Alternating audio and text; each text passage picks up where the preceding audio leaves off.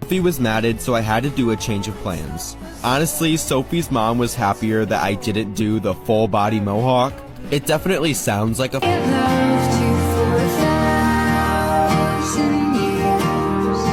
Candy is ready to come home with me.